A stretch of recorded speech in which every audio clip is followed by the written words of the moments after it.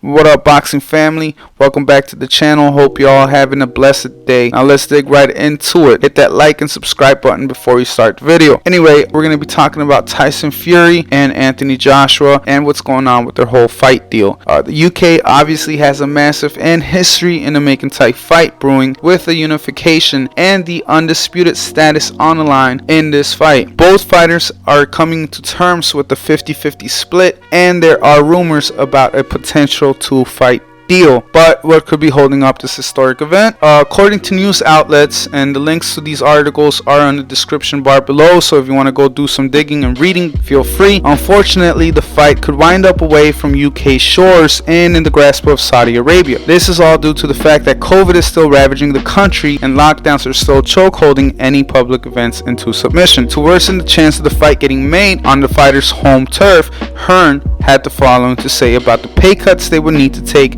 to get the fight made in the United Kingdom. We had a crowd on Saturday. Now, in reference to when Joshua had that win over Kubrat Pulev a few weeks ago, so this is when this conversation happened. Now back to it. But that has been taken away for the time being, Hearn said. There are a lot of unknowns in that respect. Both fighters will have to take a significant reduction in purse for this fight to take place in the UK. Unfortunately, probably half, and without a crowd, maybe 80%. Really, to give us any chance, we need a full capacity in the UK. We want to make sure the fight goes ahead for both fighters. Both camps have a responsibility to maximize the revenues for their biggest fight. This is the pinnacle of their careers, the biggest moment. Nothing will ever beat it.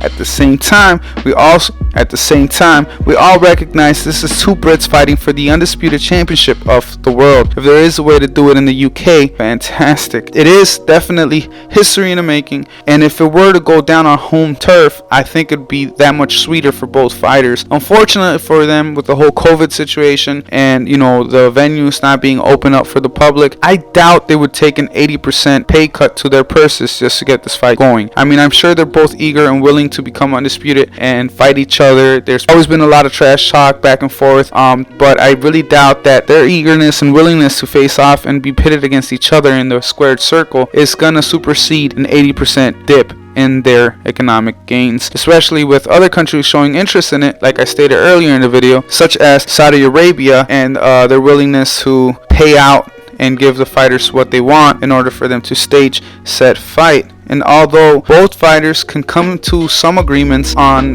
basis of the contract, there is no love lost between the two, and Joshua has gone on to state in recent interviews that he would like to take Fury's head off his shoulders once they get in the ring together. The two have a history going as far back as 2010, when both men sparred for Tyson's Rolex watch. In that sparring segment, which was held in the east of London back when Joshua was still in the amateur circuit and Tyson Fury was a relatively young professional, Joshua was able to deliver some of his signature uppercuts to Fury's skull, and Fury felt them. In an interview that was re-released by the BBC, you could hear younger Tyson discussing said sparring session and talking about how he got a pretty decent beating from Anthony Joshua, even making some snarky comments about his chin being strong enough to take the punishment, and if he had David Price's chin, he'd probably be knocked out for a month or so. That discussion in that podcast is also in the description bar, so if you want to listen to it and go into a time capsule and have a blast from the past, feel free to go to it. I also put the time stamp for when Tyson Fury starts talking, and although Joshua is eager and wants to get the fight done, he won't jump the gun until the T's have been crossed and the I's have been dotted. And this is in reference to Eddie Hearn being overly eager when the fight against Pulev had finished and talking about getting a Tyson Fury fight completed within days. Obviously that didn't happen, and Joshua is not blinded by his willingness to set that fight up. He knows that it's going to be quite a few roadblocks and hurdles to overcome before it gets done. He doesn't want to give any of his fans false narratives or false hopes, and so he wants to keep it all 10 toes down. Also, Joshua has little to no concern with Tyson's past issues with banned substances and the UKAD. Tyson was banned for 2 years due to the UKAD finding nandrolone in his system. team. However, Tyson's team claims this stemmed from uncastrated boar meat. Tyson came under fire in the form of a farmer claiming that he was approached by someone in Tyson's team and offered $25,000 in order to claim responsibility for the tainted meat. When he didn't receive the promised balances, he came to the public to expose the WBC heavyweight champion and his team. However, the farmer never named names and ended up retracting and withdrawing his allegations. Joshua had the following to say about the UKAD and Tyson. With the UKAD situation, every win he's had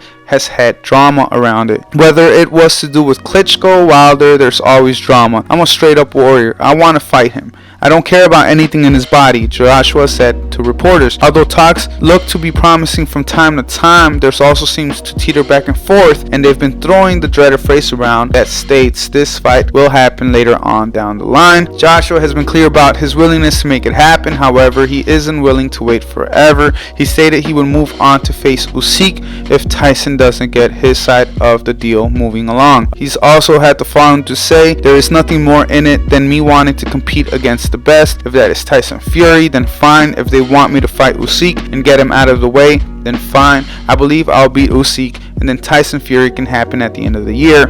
Either way, I'm just doing my next couple of fights next year on what the public wants me to do.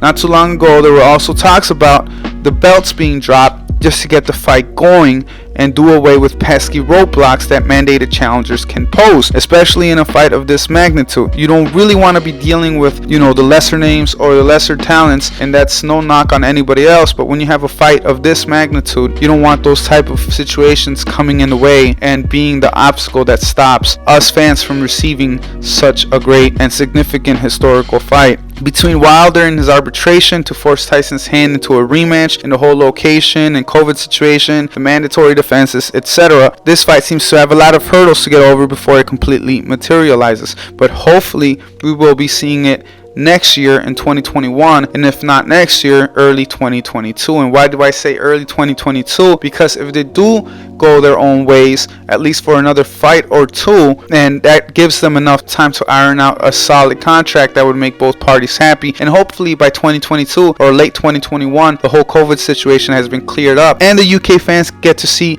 either of their champions win on their home turf. There'd be nothing like it. I mean, it's a fight that the fans in the UK and the boxing world deserve, and I think everybody's going to be excited and waiting for it on the edge of their seats. Hopefully it gets made. If it gets made next year sometime in May as predicted, or as they wanted in the beginning, then great. If it gets made in the UK, that'd be ideal. But if it goes overseas and it goes to Saudi Arabia or elsewhere, then so be it, because they do have a contract for 2 in the works, 2-fight deal. So if one fight goes elsewhere and they're able to bring it back home for the rematch, then that'd be just as nice. But either way, as long as one fight gets made in the United Kingdom in front of their fans, I think there's nothing else like it. That'd be the cherry on top, and I think both fighters deserve it, the fans deserve it, and I can't wait for this to keep going and keep developing. And anyway, I hope you guys enjoyed this video. Hit that like, hit that subscribe button, and stay tuned for more box talk. Stay blessed, my peeps.